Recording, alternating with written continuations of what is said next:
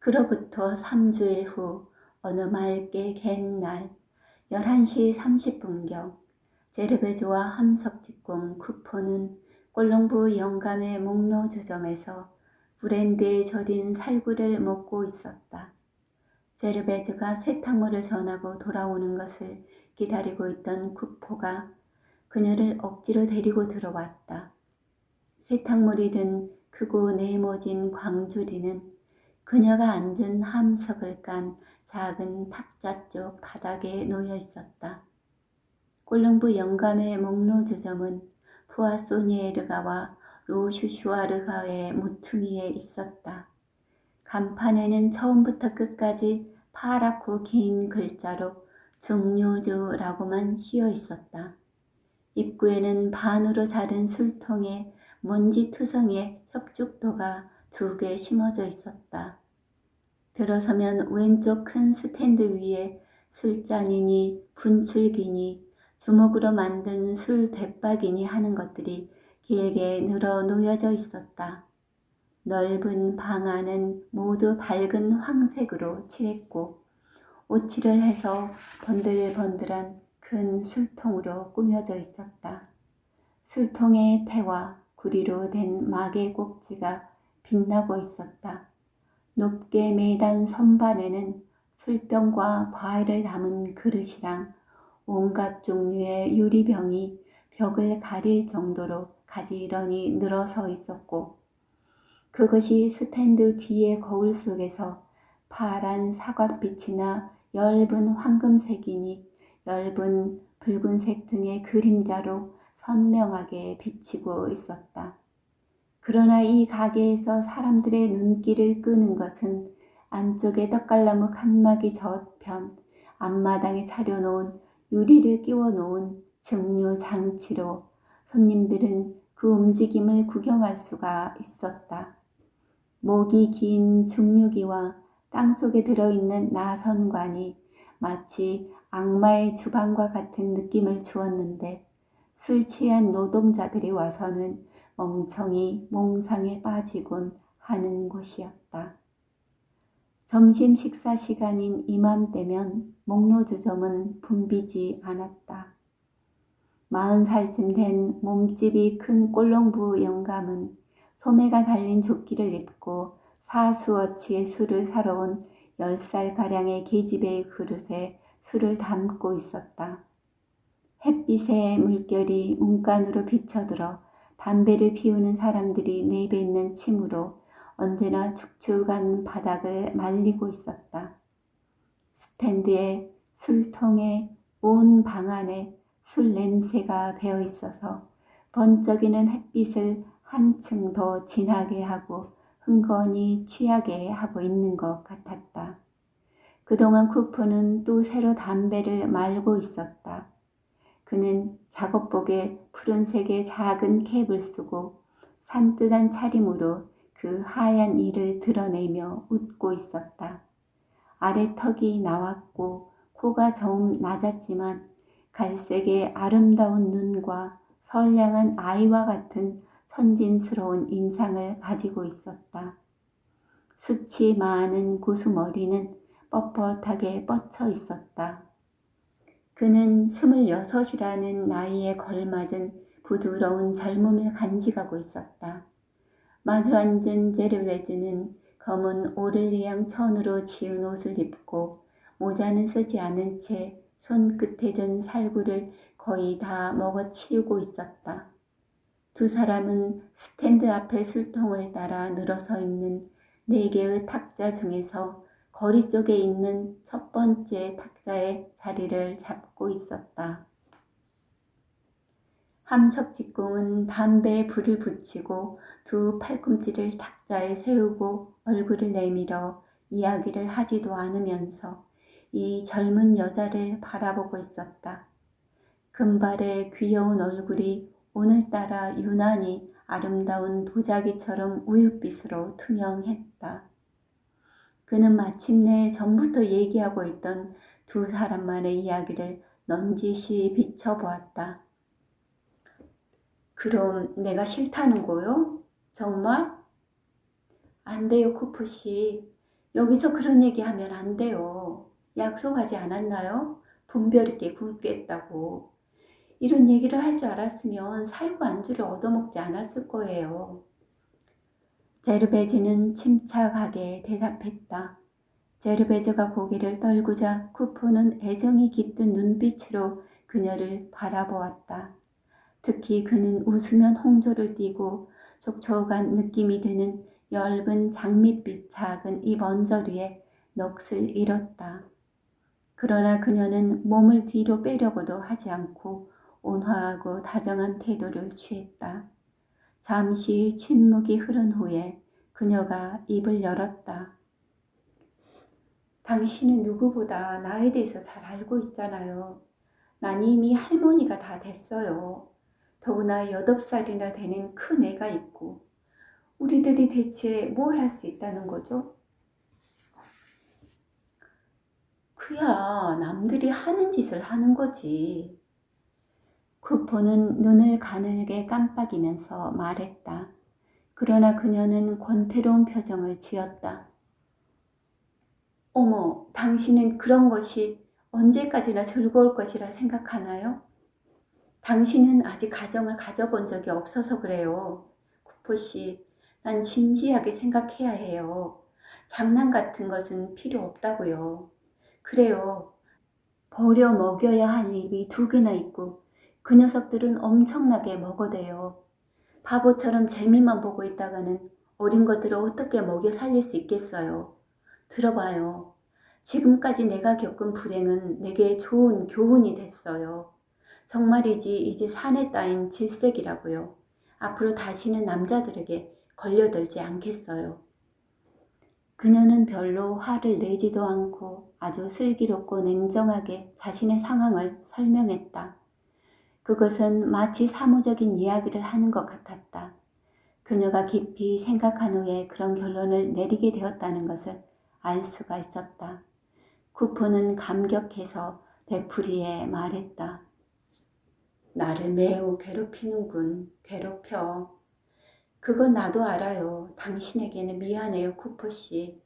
기분 나쁘게 생각하지 말아요. 만약 내가 엉뚱한 생각을 갖게 된다면 누구보다도 먼저 당신과 함께 살 테니까요. 당신은 마음이 착하고 자상해요. 우리들은 함께 살게 됐는지도 몰라요. 안 그래요? 다만 아직 그럴 생각이 없을 뿐이에요. 그렇다고 내가 뻐기고 있는 것은 아니에요. 그런 때가 오지 않는다고 절대로 단정할 수는 없잖아요.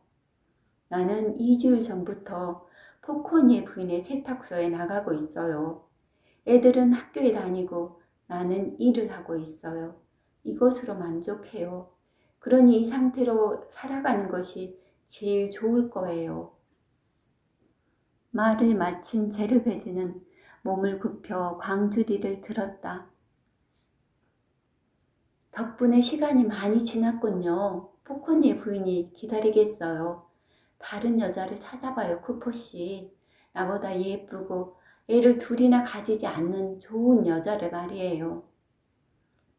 그는 거울 속에 박힌 둥근 시계를 보았다. 그리고 그녀를 다시 한번 앉혀놓고 큰 소리로 말했다.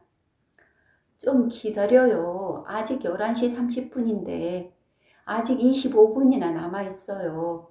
그리고 내가 이상한 짓이라도 할까봐 걱정하지 마시오. 우리 둘 사이에는 탁자가 있으니까. 그런데 당신은 이야기하는 것조차 꺼릴 정도로 내가 싫단 말이오? 그녀는 남자의 기분을 상하게 하지 않으려고 다시 광주리를 내려놓았다. 그러고는 친한 친구처럼 다정하게 이야기를 주고받았다.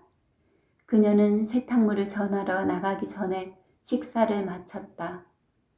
그러나 그는 오늘 그녀를 만나기 위해 황급히 수프와 고기만 먹고 왔다.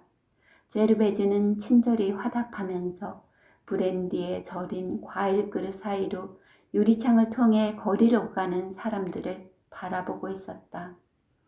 점심때가 되어서인지 사람들의 왕래가 많았다.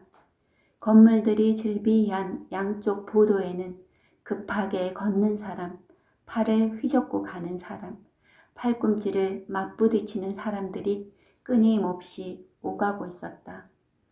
일이 바빠 식사를 거른 노동자들이 찌푸린 얼굴로 차도를 성큼 가로질러 맞은편 빵집으로 들어갔다가 1파운드짜리 빵을 겨드랑이에 끼고 다시 나타나 새 집 건너 상두 송아지라는 식당으로 육수짜리 점심을 사 먹으러 들어갔다. 빵집 옆에는 채소 가게가 있었는데 그곳에서는 기름에 튀긴 감자와 파슬리를 곁들인 홍합을 팔았다. 긴 앞치마를 걸친 여공들은 줄지어 감자를 넣은 세모꼴의 봉지와 그릇에 넣은 홍합을 들고 있었다. 또 한편에서는 모자를 쓰지 않은 화사한 모습의 귀여운 처녀들이 홍당무 다발을 사고 있었다. 제르베즈가 몸을 굽혀 자세히 살펴보니 사람들로 붐비는 돼지고기집이 보였다. 거기서 애들이 커틀릿이니 소시지니 뜨끈뜨끈한 순대니 하는 것들을 기름종이에 싸서 손에 들고 나왔다.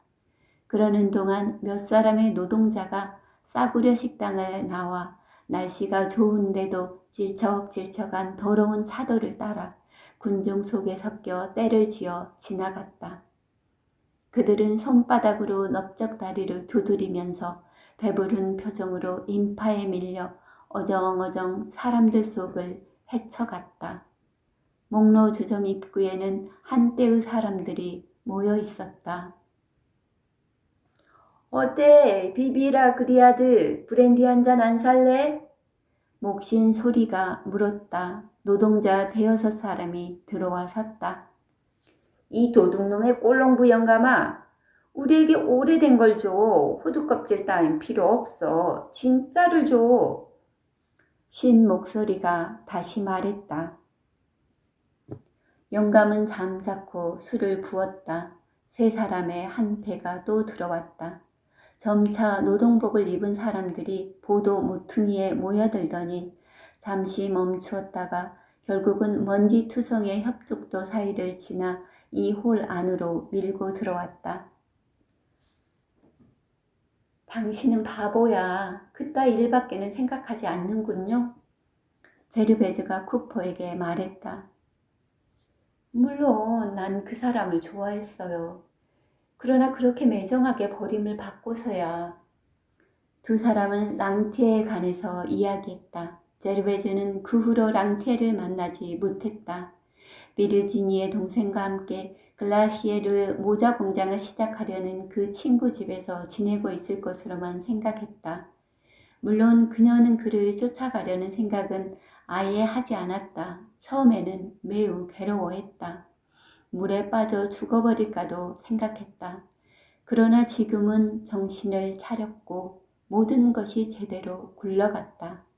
아마도 랑티에와 계속 산다면 절대 아이들을 제대로 먹여 살릴 수는 없을 것이다. 그가 에티엔누와 클로드에게 키스를 해주기 위해 온다 해도 그건 상관없다. 쫓아내지는 않을 것이다. 그러나 자기의 몸에 손가락 하나라도 대면 몸을 갈기갈기 찢어버리겠다고 다짐했다. 그녀는 빈틈없는 생활 계획을 세우고 있었으므로 결심을 한 여자로서 자기의 이러한 생각을 이야기했다. 한편 쿠퍼는 그녀를 너무 가지고 싶은 나머지 무슨 이야기를 해도 외설스러운 화제로 이어갔으며 랑티에 대해서도 이것저것 매우 노골적인 질문을 했다. 그러나 하얀 이를 드러내며 유쾌하게 말을 했으므로 그녀도 화를 내지는 않았다. 남편을 두들기던 쪽은 당신 쪽이었지? 당신은 좀 위험한 편이야. 닥치는 대로 두들겨 패니까 말이야. 그는 마침내 말했다. 그녀는 긴 웃음으로 남자의 말을 가로막았다. 그러나 그것은 사실이었다. 그녀는 큰 키에 말라깽이 비르지니도 해치웠었다. 그날의 기분이었다면 정말 누군가를 목졸라 죽일 수도 있었을 것이다. 그리고 비르지니가 발가 벗겨져서 창피를 당한 것이 부끄러워 이 마을에서 도망쳐 버렸다고 쿠퍼가 말을 해주었으므로 그녀는 더 큰 소리로 웃었다. 그러나 그녀의 얼굴에는 순진한 부드러움이 감돌고 있었다. 그 통통한 두 손을 내밀며 자기는 파리 한 마리도 죽일 수 없을 것이라고 되풀이하며 말했다. 그녀가 남을 때릴 수 있었던 것은 지금까지 심하게 매를 맞아왔기 때문이다. 그래서 그녀는 플라상에서 지낸 처녀 시절의 이야기를 했다. 그녀는 바람기라고는 조금도 없는 처녀였지만 사내들이 성가시게 굴었다. 14살의 랑티의 것이 되었을 때 그녀는 오히려 잘된 것이라 생각했다. 그는 스스로를 남편이라 말했고 그녀는 부부놀이를 하는 기분이었다. 그녀는 자신이 가진 오직 하나의 결점이 너무 다정다감해서 누구나 사랑할 수밖에 없으며 끝내는 자신을 불행 속으로 빠뜨리는 사내를 사모하는 성격이라고 잘라 말했다. 그래서 한 사람의 남자를 사랑하게 되면 그녀는 추잡한 일은 생각지도 않았다. 언제까지나 함께 행복하게 사는 것만을 꿈꿨다. 쿠퍼가 웃음을 띤 채 두 아이에 관한 것을 이야기하면서 설마하니 그 애들을 베개 밑에서 닭이 알을 까듯이 낳은 것은 아니겠지? 라고 말하자 그녀는 사내의 손을 가볍게 치며 자기는 다른 여자들과 똑같이 대먹었었다고 덧붙였다. 그리고 여자란 것이 언제나 그 짓에만 열중하고 있다고 생각하는 것은 잘못이다. 여자는 살림 걱정도 하고 집안에서는 몸이 가루가 되도록 일하고 밤에는 너무 지쳐서 잠자리에 들므로 곧 잠에 떨어지고 만다고 말했다. 게다가 그녀의 부지런한 성질은 고생만 하다가 죽은 어머니와 닮은 데가 있었다. 어머니는 20년 이상 아버지 마카르를 위해 소처럼 일만 한 여자였다. 어머니는 지나가다 부딪히면 문짝도 부서질 정도로 튼튼한 덩치였으나 제르베즈는 여윈 편이었다. 그러나 그것은 별 문제가 아니었다. 그녀는 한 남자에게 열렬히 집착하는 점에서는 어머니를 닮은 데가 있었다. 또 발을 조금 저는 것도 어머니로부터 물려받은 것이었다. 어머니는 몇 번이나 아버지가 술에 취해 돌아와 손발이 부서질 정도로 난폭한 애정 표시를 한 날 밤의 이야기를 들려주었다. 그리고 자기는 틀림없이 그런 밤에 한쪽 다리가 달을 채우지 못한 채 세상에 태어났을 거라고 말했다. 아니야, 아무렇지도 않아. 눈에 띄지 않아요. 쿠퍼는 비위를 맞추려고 애쓰며 말했다. 그녀는 고개를 저었다. 그녀는 자신의 쩔룩거리는 모습이 눈에 띌 정도라는 것을 잘 알고 있었다. 40이 되면 그녀는 몸이 반으로 꺾여 꼬부라지고 말 것이다. 그녀는 조용히 미소를 띠면서 이렇게 말했다. 절름발이 여자를 좋아하다니 당신도 참 이상한 취미를 가지셨군요. 두 팔꿈치를 탁자에 세우고 있던 그는 얼굴을 들어 가까이 들이밀고 여자를 부추기듯 대담한 말로 그녀를 황홀케 하는 칭찬을 했다. 그러나 그녀는 그 달콤한 애무에도 불구하고 유혹에 넘어가지 않고 여전히 고개를 저으며 안 된다는 뜻을 밝혔다. 그녀는 쿠퍼의 말에 귀를 기울이면서도 눈은 다시금 점점 늘어나는 군중에게 주고 있었다. 손님이 뜸해지자 가게 종업원들은 가게 앞을 청소하기 시작했다. 채소 가게에서는 기름에 튀긴 감자 냄비를 마지막으로 치우고 있었다. 한편 돼지고기 집에서는 스탠드 위에 흐트러진 접시들을 정리하고 있었다. 싸구려 식당에서는 노동자들이 떼를 지어 몰려 나왔다. 수염을 기른 덩치가 큰 사내들이 징을 박은 구두를 쩌벅거리며 나오더니 개구쟁이들처럼 포장도로를 미끄럼을 타면서 가고 있었다. 다른 패거리들은 두 손을 호주머니에 쑤셔놓고 태양을 향해 눈을 깜빡이면서 생각에 잠긴 표정으로 담배를 피우고 있었다. 보도나 차도나 도랑에는 사람들이 침략자처럼 넘쳐났다. 열어놓은 문간을 흘러가는 완만한 물결은 마차가 다니는 길 가운데를 가로질러 황금빛의 장막 아래에서 작업복과 낡은 외투에 창백하고 퇴색한 행렬을 짓고 있었다. 멀리서 공장의 종소리가 울렸다. 그러나 노동자들은 서두르지 않고 다시 파이프에 불을 붙였다. 그리고 등을 구부리고 술집에서 술집으로 서로를 불러내고 나서야 발을 질질 끌면서 일터 쪽으로 걸어갔다. 제르베즈는 키 큰 한 사나이와 키가 작은 두 사나이로 이루어진 세 사람의 노동자의 모습을 흥미롭게 지켜보았다. 그들은 10발자국마다 뒤돌아보며 돌아오다가 끝내는 곧바로 콜롬부 영감의 목로주점으로 들어왔다. 어머, 저 세 사람은 지독한 게으름뱅이군요. 그녀는 중얼거렸다. 저 키가 큰 녀석은 내가 아는 녀석이죠. 그는 메보트라는 별명을 갖고 있죠. 목로주점은 손님으로 꽉 찼다. 모두들 큰 소리로 이야기했고 가끔 고함 소리가 들렸다. 큰 소리를 지르고 목신 소리에 끈덕진 속사미낌이 그칠 줄을 몰랐다. 때때로 스탠드를 주먹으로 치며 컵 부딪히는 소리가 났다. 술꾼들은 모두 그 자리에 우뚝 선 채 손은 배 위에 끼거나 뒤로 돌려 서로 몸을 밀치면서 작은 무리를 이루고 있었다. 술통 옆에 있던 패거리들은 15분 이상 기다리지 않고서는 콜롬부 영감에게 술 주문을 할 수 없을 정도였다. 아니 웬일인가 카데 카시스나리? 메보트는 쿠퍼의 어깨를 거칠게 치면서 말했다. 권련을 피우고 셔츠를 입고 훌륭한 신사군. 그런데 친구를 놀라게 할 셈이라면 달콤한 것이라도 사야지. 시시한 소리 말라고. 쿠퍼는 기분이 나빠져서 대답했다. 상대는 냉소하면서 계속 말했다. 어지간히 해두라고 고상한 채 거들먹거리시기는. 어차피 바보는 바보지. 그는 곁눈으로 무섭게 제르베즈를 쏘아보고는 등을 돌렸다. 그녀는 무서워서 뒤로 물러앉았다. 파이프의 연기와 이러한 사람들이 내뿜는 강렬한 냄새가 알코올이 섞인 공기 속에 서렸다. 그녀는 갑자기 목이 막혀 잔기침을 했다.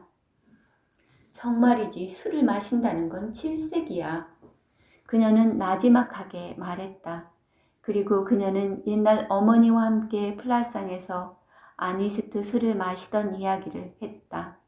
그런데 한 번은 그것을 먹고 죽을 뻔했으므로 그 후로는 술이라면 보기도 싫었다. 그녀는 컵을 가리키며 말했다. 봐요, 살구는 다 먹어버렸지만 즙은 속이 뒤틀릴 것 같아서 남겨두겠어요. 쿠퍼 역시 사람들이 브랜디를 가득 부어 단숨에 비우는 것이 이상하게 생각되었다. 살구 정도는 그다지 나쁘지 않았으나 브랜디나 압상트 따위의 불결한 싸구려 술은 질색이었다. 그는 그런 것이 필요하지 않았다. 친구들의 놀림을 받아도 아무렇지도 않았다. 이 술꾼들이 술집으로 들어갈 때도 그는 입구에 서 있었다. 쿠퍼의 아버지도 그와 같은 함석 직공이었으나 어느 날 술에 취해서 코크나르가 25번지 지붕에서 떨어져 머리가 깨졌다. 그런 사건이 언제나 가족들에게 남아있어 모두들 근신했다. 쿠퍼도 코크나르가를 지나가다 그 장소를 볼 때면 술집에서 한 잔의 공수를 얻어 마시기보다는 차라리 더러운 도랑물을 마시는 편이 낫다고 생각했다. 마지막으로 그는 이렇게 말했다. 우리 직업은 다리가 튼튼해야 돼. 제르베즈는 다시 광주리를 들었다. 그러나 일어서지는 않고 광주리를 무릎 위에 얹은 채 이 젊은 노동자의 생각과는 전혀 관계없는 생각을 하고 있는 듯 멍청한 표정으로 꿈꾸듯 앉아 있었다. 이윽고 그녀는 조용히 말했다. 난 정말이지 큰 욕심이 없는 여자예요. 큰 희망도 없고요. 내 희망은 마음 놓고 일할 수 있고 그날 밥이나 먹으면서 깨끗한 잠자리에서 잘 수만 있다면 그만이에요. 침대 1개, 탁자 1개, 의자 2개만 있으면 충분해요. 그 이상은 필요 없어요. 애들을 교육시킬 수만 있다면 힘껏 노력해서 훌륭한 인간으로 만들고 싶어요. 또 하나의 희망은 만약 다시 가정을 가지더라도 매를 맞고 싶지는 않아요. 매를 맞는다는 건 정말 싫어요. 그것뿐이에요. 그것뿐. 그녀는 자신의 희망을 좀 더 찾아보았으나 그럴 만한 것이 찾아지지 않았다. 그러나 잠깐 망설이다가 다시 입을 열었다. 그렇죠. 누구나 마지막에는 자기 침대에서 죽고 싶다고 생각하게 되죠. 나도 역시 일생 동안 열심히 일하고 내 집에 침대에서 죽고 싶어요. 거기서 그녀는 일어섰다. 그녀의 희망에 전적으로 동감한 쿠포도 시간을 걱정하며 일어섰다. 그러나 두 사람은 곧바로 나가지는 않았다. 그녀는 안쪽에 떡갈나무 칸막이 저편에 있는 밝은 유리 장치 속에서 돌아가고 있는 굴이 새로 만든 큰 중류기를 보고 싶은 마음이 생겼다. 함석 직공이 따라와서 기계의 여러 부분을 가리키면서 투명한 알코올이 한 방울씩 졸졸 흘러내리는 목이 굽은 큰 플라스크가 어떻게 움직이는가를 설명했다. 중류기는 이상한 모양의 유리 그릇과 한없이 잠겨있는 파이프 때문에 험상스러운 모습을 하고 있었다. 한 줄기의 김도 새 나오지 않았으며 단지 내부의 한숨 소리와 땅 밑의 진동만이 희미하게 들렸다. 그것은 묵묵히 일하는 음산하고 힘찬 노동자가 대낮에 심야의 일을 하고 있는 것 같았다. 메보트도 다른 친구들과 함께 스탠드가 빌 때까지 거기 와서 칸막이의 팔꿈치를 괴고 있었다. 그는 머리를 저으며 감동적인 눈으로 이 취기를 만들어내는 기계를 바라보면서 기름이 말라버린 활차 같은 소리를 내면서 웃었다. 그리고 이건 얼마나 멋있는 기계인가. 그 뚱뚱한 구리새로 된 뱃속에는 일주일 동안이나 상쾌하게 목을 축일 수 있는 분량이 들어있다. 누가 이 꾸불꾸불한 고다리 끝을 내 이빨 사이에 물려놓고 뜨끈뜨끈한 브랜디를 몸 안에 가득히 넣어 발꿈치까지 언제까지고 냇물처럼 흐르게 해주는 놈은 없을까 하고 말했다. 또 그렇게만 된다면 자신은 절대로 이곳에서 떠나지 않을 것이며 이것이 멍청한 꼴렁부 영감쟁이네의 콩알만한 컵을 훌륭히 대신해 줄 것이라고 말했다. 그런 말을 듣자 친구들은 웃어대며 이 메보트란 짐승은 역시 바보 같은 소리만 한다고 말했다. 중류기는 그 구리의 둔한 광택 속에서 밝은 기색조차 보이지 않고 느리고 완고한 샘물처럼 끊임없이 알코올의 땀을 희미하게 흘리고 있었다. 그것은 마침내는 이 방을 채우고 바깥에 가로수 길로 퍼져서 파리의 넓고 큰 구멍으로 넘쳐가게 될 것이다. 그때 제르베즈는 몸을 떨면서 물러섰다. 그러고는 애써 미소를 띠면서 중얼거렸다. 바보 같은 짓이군요. 이 기계를 보고 있으니까 오싹 몸소리가 쳐져요.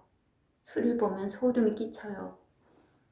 제르베즈는 이렇게 속삭이고 나서 마음속에 그리고 있던 완전한 행복에 대한 이야기로 되돌아갔다. 어때요? 그렇잖아요. 그 편이 얼마나 좋은지 모르겠어요. 일하고 밥 먹고 자기 집에서 아이들을 키우고 자기 침대에서 죽는 그런. 그리고 매도 안 맞고. 쿠퍼가 명랑하게 덧붙였다.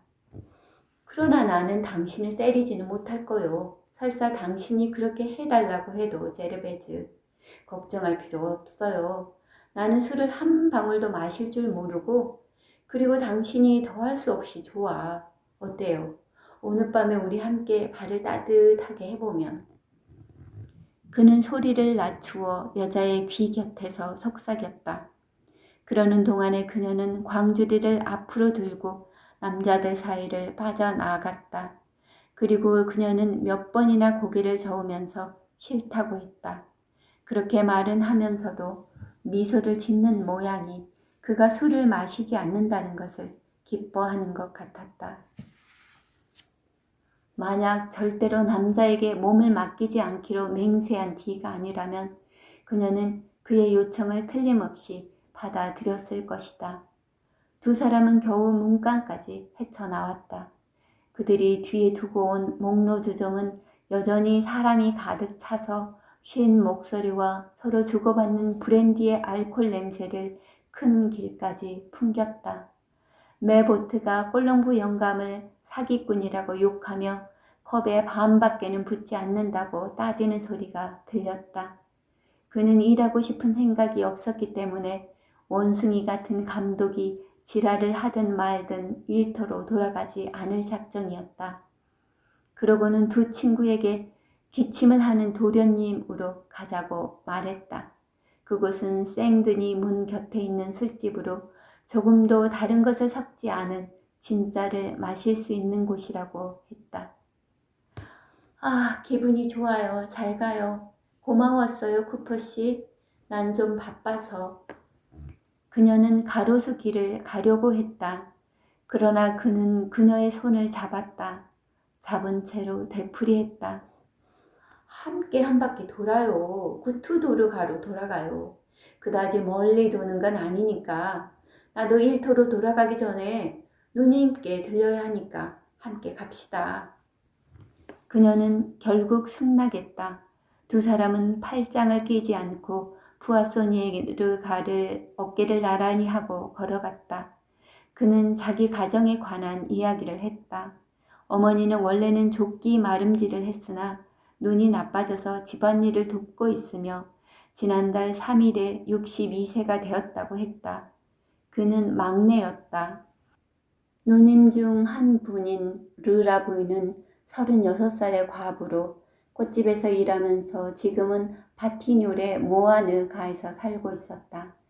그중 한 사람의 누이는 30살로 성미가 고약한 로리웨라는 사슬 직공에게 시집가서 살고 있었다. 그가 가는 곳은 구투도르가의 이 누님 댁이었다. 그녀는 그 거리 왼쪽 큰 집에 살고 있었다. 그는 거기서 그들과 함께 식사를 해오고 있었다. 그렇게 하는 것이 세 사람에게 모두 경제적이었다. 그는 오늘 밤 친구의 초대를 받았으므로 기다리지 말라고 알리러 가는 길이었다. 듣고 있던 제르베즈는 갑자기 말을 가로막으며 웃는 얼굴로 물었다. 그런데 당신을 카데 카시스라고 하더군요, 쿠퍼씨. 그래요. 친구들이 지어준 별명이죠. 억지로 술집에 끌려가더라도 난 항상 카시스주만 마시기 때문이요. 카데 카시스라고 하지만 메보트란 것과 비슷하지 뭐. 안 그래요? 그야 절대로 나쁜 별명은 아니죠. 그녀는 일에 관한 것을 물었다. 그는 줄곧 세관의 담벼락 뒤에 있는 새로 짓는 병원에서 일하고 있었다. 일거리가 없지는 않았으므로 금년 말까지는 절대로 그 일터를 떠나는 일은 없을 것이다. 물바지가 얼마나 긴데. 저 높은 곳에 있으면 봉케르장이 보여요. 어제 당신은 창가에 있었죠? 나는 손을 흔들었는데 당신은 못 보더군요. 그러는 동안 두 사람은 이미 구투도르가에 100걸음쯤 들어와 있었다. 그는 멈추어 서서 머리를 들고 말했다. 이 집이요. 난 저 앞에 22번지에서 태어났죠. 그런데 이 집은 훌륭한 석조 건물이거든. 안은 병사처럼 넓어요.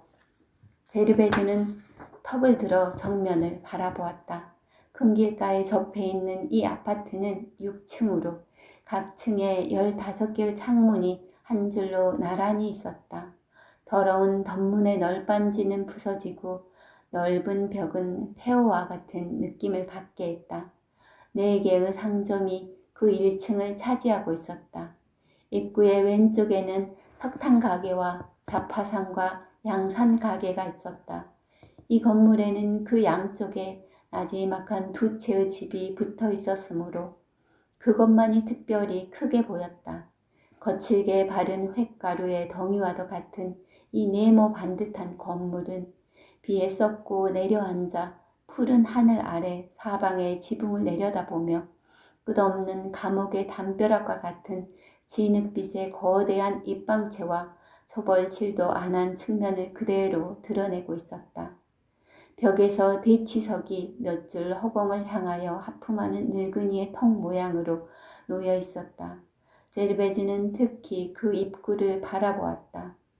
그것은 거대한 원형의 입구로 3층까지 위로 뻗쳐 현관에 깊이 패어 있어 그 저편 끝에 넓은 뜰 안에는 둔탁한 햇빛이 비쳐 있었다. 큰 길에는 포장되어 있는 현관의 중앙에는 도랑이 있어 엷은 장밋빛 물이 넘실거리며 흐르고 있었다. 들어갑시다. 잡아먹지는 않을 테니. 쿠포가 말했다. 제르베즈는 바깥에서 기다리고 싶었으나 현관을 지나 오른쪽의 관리인의 방까지 들어가지 않을 수 없었다. 그리고 그 문턱 위에서 그녀는 다시 한번 눈을 치켜 떴다. 건물 내부의 벽면은 7층까지 있고 4개의 규칙적인 벽이 넓은 네모난 뜰 안을 에워싸고 있었다. 회색의 벽은 문둥병처럼 누렇게 썩어 지붕에서 떨어지는 빗방울 때문에 여러 줄기가 난 것이 길에서 슬레이트 지붕까지 쇠실이 하나 없이 민자로 서 있었다. 단지 새로 세운 물받이 홈통만이 각 층에서 팔꿈치 모양으로 굽어져 그곳에 나무로 된 통이 빠끔히 입을 벌린 채 주물의 녹물로 반점을 이루고 있었다. 차양이 없는 창의 유리는 탁한 물처럼 청록색을 띠고 있었다. 열려있는 어떤 창가에는 푸른 바둑판 무늬의 담요가 널려 있었다. 다른 창문 앞에는 밧줄을 매서 남자의 셔츠나 여자의 블라우스나 아이들의 반바지 등 식구들의 세탁물을 널어 말리고 있었다. 4층의 어느 창문에는 똥이 묻은 아이들의 침대 시트가 널려 있었다. 위에서 아래까지 너무나 좁아서 밖으로 삐죽이 나와 어느 창으로나 가난한 살림살이들이 엿보였다. 아래층은 곁에 벽면을 뚫어내고 널빤지를 붙이지 않은 채 그대로 드러난 횟가루 속에 잘라낸 높고 좁은 입구가 현관을 이루고 있었다. 그 안으로는 진흙두성이의 쇠 난간으로 된 계단이 있었다. 알파벳의 첫 머리 4글자가 벽에 씌어 있어 그곳으로 4개의 계단을 헤아릴 수가 있었다. 1층은 먼지로 검게 된 유리문을 세운 넓은 작업장이 세워져 있었다. 거기에는 자물쇠장이의 풀무가 불을 뿜고 있었다. 그 건너편에서는 목공소의 대패 소리가 들려왔다. 한편 관리인 방 옆의 염색소 작업장에서는 한창 김이 피어오르고 엷은 붉은색의 물이 흘러내려 작은 냇물을 이룬 채 현관 밑으로 지나갔다. 앞마당은 물감을 풀어놓은 물이며 나무 부스러기며 타다 남은 석탄 찌꺼기 등으로 더럽혀져 있었고 모서리와 빈틈이 생긴 호석 사이에는 잡초가 무성해 있었지만 눈부신 햇빛에 환히 비쳐서 그늘과 양지를 뚜렷이 구분할 수 있었다. 그늘 쪽은 수도꼭지가 있어서 1년 내내 축축한 수도 주위에는 3마리의 암탉이 발이 진흙투성이가 된 채 흙을 파헤쳐서는 지렁이를 찾고 있었다. 제르베즈는 시선을 여기저기로 옮겨가며 7층에서 포석까지 쳐다보았다가 다시 내려다보면서 건물의 크기에 놀랐다. 살아있는 기관의 한 복판에 있는 것 같기도 했고 도시의 한 복판에 서 있는 것 같기도 했다. 그래서 눈앞에 거인이 나타난 것처럼 이 건물에 흥미를 느꼈다. 누구를 찾아오셨나요? 관리인 여자가 이상히 생각하며 방에서 문간으로 나오며 외쳤다. 그러나 제르베즈는 사람을 기다리고 있다고 간단히 대답했다. 그녀는 바깥 거리로 나왔다. 그러나 쿠포가 너무 늦어지는 데 마음이 쓰여 다시 들어가서 안쪽을 바라보았다. 그 건물은 그녀에게는 더럽게 보이지는 않았다. 창에 널린 누더기 속에도 얼마간의 밝은 웃음이 있었다. 꽃병에는 정향이 피어있고 카나리아의 새장에서는 지저귀는 소리가 들리고 동그란 면도형 거울은 어둠 속에서 둥근 별처럼 반짝이고 있었다. 아래층에서는 목수장이가 콧노래를 부르며 쓱쓱 밀어대는 큰 대패 소리가 그것에 반주를 놓고 있었다. 한편 자물쇠장이의 공장에서는 박자를 맞추어 두들기는 새망치 소리가 은으로 만든 큰 종소리처럼 울려오고 있었다. 그리고 열려있는 창이란 창에는 언뜻 보기에는 가난해 보이고 지저분해 보이기는 해도 즐겁게 아이들이 놀고 있었으며 아낙네들은 평온한 옆모습을 보이면서 구부리고 앉아 바느질을 하고 있었다. 점심을 마치고 다시 일을 시작한 모양이었고 남자들은 밖으로 일하러 나가고 없었다. 건물은 다시 크나큰 평화가 찾아와서 작업장의 소음과 몇 시간이고 끊임없이 같은 박자로 되풀이되는 노래소리가 들려올 뿐이었다. 앞마당만은 조금 질척했다. 제르베즈는 자신이 이곳에 살게 된다면 볕이 잘 드는 안쪽의 방을 청하리라고 마음먹었다. 그녀가 대여섯 걸음 나가자 빈민가 특유의 불쾌한 냄새와 오래된 쓰레기 더미와 썩은 오물에서 나는 고약한 냄새가 풍겨왔다. 그러나 염료 냄새가 워낙 지독했으므로 그녀는 봉케르상보다는 고약한 냄새가 심하지 않은 곳으로 생각되었다. 그녀는 이미 왼쪽 구석의 창문 하나를 자기 창문으로 정해놓고 있었다. 거기에는 붉은 스페인 강낭콩을 심은 작은 상자가 있어서 그 가느다란 덩굴이 망을 씌운 틀에 감겨 뻗어가고 있었다. 오래 기다렸죠? 문득 쿠포가 말하는 것을 가까이에서 들었다. 함께 저녁을 안 먹으면 야단이 나거든요. 특히 오늘은 누님이 송아지 고기를 사놨기 때문에 더 야단이었어요. 그녀가 깜짝 놀랐기 때문에 이번에는 쿠포가 이리저리 둘러보며 말을 이었다.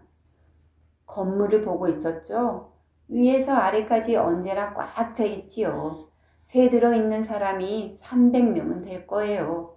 나도 세간이 있다면 방 하나를 물색에 두는 건데 여긴 살기 좋은 곳이요. 안 그래요? 글쎄요, 괜찮군요. 제르베즈는 중얼거렸다. 플라상에 우리가 살던 마을은 이렇게 사람들로 붐비지 않았어요. 저 봐요, 귀엽잖아요. 스페인 강낭콩을 심어놓은 저 6층의 창을. 그러자 그는 또다시 끈덕지게 승낙 여부를 졸랐다. 둘이서 한 잠자리에서 자게 되면 그 방을 얻자고 했다. 그러나 그녀는 도망치면서 현관 쪽으로 걸음을 재촉했다. 그러고는 그런 바보 같은 소리를 다시는 하지 말아달라고 부탁했다. 그 건물이 무너지는 일이 있을지라도 자기는 여기 와서 당신과 같은 이부자리에서 결코 함께 자지는 않을 것이라고 말했다. 그러나 쿠포는 포코니의 부인의 가게 앞에서 그녀와 헤어질 때 그녀가 다정하게 내맡긴 손을 자신의 손 안에 잠시 감싸 쥘 수 있었다. 한 달 동안 이 젊은 여자와 함석 직공과의 친밀한 교제는 계속되었다. 여자가 몸이 가루가 되도록 일을 하고 아이들을 돌보면서 밤에는 다시 누더기를 주워 모아 바느질을 하는 것을 보고 그는 그야말로 갸륵한 여자라고 생각했다. 세상에는 야무지지 못한 여자, 방탕한 여자, 입이 가벼운 여자들이 많은데 이 여자는 절대로 그런 것들과는 다르다는 것을 알았다. 그녀는 인생을 지나치게 진지하게 생각했다. 이런 사실을 그가 말하자 그녀는 웃으면서 겸손하게 변명했다. 그녀는 처음부터 이처럼 현명했던 것은 아니었다고 말했다. 14살 때 이미 아이를 낳은 여자라는 사실을 넌지시 비쳤다. 그 옛날 어머니와 함께 아니스트 술을 몇 병이나 마신 이야기도 들려주었다. 경험이 그녀를 조금 나아지게 한 것뿐이었다. 그녀가 뛰어난 의지력을 가지고 있다고 생각한다면 잘못이며 반대로 매우 약한 여자이고 남에게 고통을 주는 것을 두려워하면서 그저 밀리는 대로 움직이는 여자라고 말했다. 그리고 정직한 사회에서 사는 것이 꿈이라고 말했다. 그녀의 말에 따르면 나쁜 사회는 곤봉으로 두들겨 패는 것과 같은 것인데 그런 사회는 두개골을 때려 부수고 여자를 타락시킨다고도 했다. 그녀는 미래를 생각하면 식은땀이 흘렀다. 그리고 자기를 공중에 던져진 동전이 떨어져서 보석의 형편에 따라 겉면이 나오거나 뒷면이 나오는 것과 비교해 보았다. 그녀가 이미 보아온 모든 것이 어릴 때 눈앞에 펼쳐진 나쁜 신뢰가 그녀에게 훌륭한 교훈을 주었다. 그러나 쿠포는 여자의 어두운 생각을 비웃었다. 그리고 그녀의 허리를 꼬집으려고 하면서 다시 여자에게 용기를 주었다. 그녀는 그를 밀쳐내며 그의 손을 때렸다. 그는 웃으면서 그녀가 약하기는커녕 쉽사리 허락할 수 없는 여자라고 소리쳤다. 그는 농담을 좋아했고 장래에 관해선 전혀 걱정을 하지 않았다. 하루가 지나면 또 그 다음 날이 올 뿐이다. 그렇고 말고 잠자리와 먹을 것은 언제나 자신을 따라다닐 것이다. 이 근처도 주정꾼만 없다면 깨끗해질 것 같았다. 마음만 먹으면 주정뱅이들을 시궁창으로 몰아낼 수도 있을 것이다. 그는 심술 굳은 사람은 아니었다. 때로는 이치에 맞는 말도 했고 어느 정도 멋쟁이이기도 했다. 휴일에는 가르마를 산뜻하게 갈라붙이고 멋있는 넥타이를 매고 에나멜 구두를 신었다. 게다가 원숭이처럼 재치가 있고 뻔뻔스러우며 파리의 직공들이 그런 것처럼 언변이 뛰어났고 남을 비웃기 일수인 그러나 젊은이에게는 애교가 되기도 하는 익살스러운 점도 있었다. 결국 두 사람은 봉케르장에서 많은 일을 서로 도우며 살기 시작했다. 쿠포는 여자의 우유를 사러 가기도 하고 잔심부름을 맡아 해주고 세탁물 꾸러미들을 들어다 주기도 했다. 저녁 때 그의 일이 빨리 끝나면 가끔 가로수길로 아이들을 데리고 다니기도 했다. 제르베즈는 그의 친절에 대한 답례로 그가 거처하는 좁은 다락방으로 올라가서 옷가지를 살피고 바지에 단추를 달아주고 리넨 웃옷을 손보기도 했다. 두 사람 사이에는 매우 친밀한 정이 오가게 되었다. 그녀는 이 남자 곁에 있으면 그가 배운 유행가나 그녀에게는 아직도 생소한 파리 변두리의 농담과 야유 따위를 들으면서 지루한 줄을 몰랐다. 그는 늘 여자의 스커트에 몸이 스치고 있었기 때문에 점점 뜨거워지기 시작했다. 그것도 꼼짝할 수 없을 정도로 사로잡히고 말았다. 그것이 그를 괴롭혔다. 그는 언제나 웃고 있었지만 뱃속이 너무나 불편하고 꼭 죄는 듯해서 그것을 재미있다고 생각할 수는 없었다. 그러나 쓸데없는 농담은 여전히 계속되었다. 그는 여자를 만나기만 하면 이렇게 외쳤다. 며칠이나 더 기다려야 하죠? 그녀는 남자가 하고자 하는 말을 알고 있었다. 그래서 일주일에 목요일이 4번 있는 주가 오면 그러자고 약속했다. 그러자 그는 그녀를 놀리기 위해 슬리퍼를 손에 들고 살림을 차린 사람처럼 그녀의 방으로 왔다.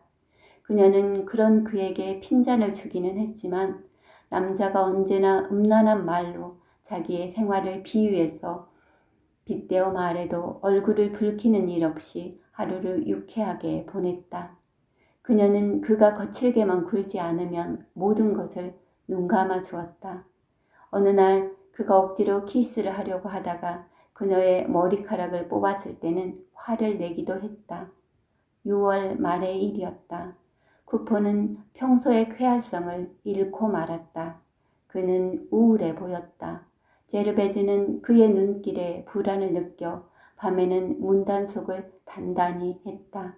그는 일요일부터 화요일까지 줄곧 부르퉁에 있더니 화요일 밤 11시경 느닷없이 그녀의 방문을 두드렸다. 그녀는 열어주고 싶지 않았지만 남자의 목소리가 매우 침착했고 약간 떨리고 있었으므로 하는 수 없이 문에 밀어붙여 놓았던 장롱을 옆으로 치우고 문을 열어주었다. 그가 들어오는 것을 보고 그녀는 금세 그가 아프다는 것을 알아차렸다. 왜냐하면 그의 안색은 창백하고 눈에는 핏발이 서고 얼굴에는 얼룩덜룩한 반점이 돋아 있었기 때문이다. 그는 선체로 중얼거리면서 머리를 흔들고 있었다. 그는 병이 난 것은 아니었다. 자기의 다락방에서 2시간 동안이나 울었던 것이다. 옆방 사람들에게 들리지 않도록 베개를 깨물면서 아이처럼 울었던 것이다. 그가 잠을 이루지 못한 지 벌써 사흘째였다. 그런 일은 언제까지나 계속될 수는 없었다. 봐요, 제르베즈. 이젠 결말을 내야지 안 그래요? 함께 살아요. 난 꼭 그러고 싶소. 결심했어요. 그는 목이 죄어오고 다시 눈물이 쏟아질 것 같은 기분으로 말했다. 제르베즈는 너무나 놀라 정색을 하고 말했다.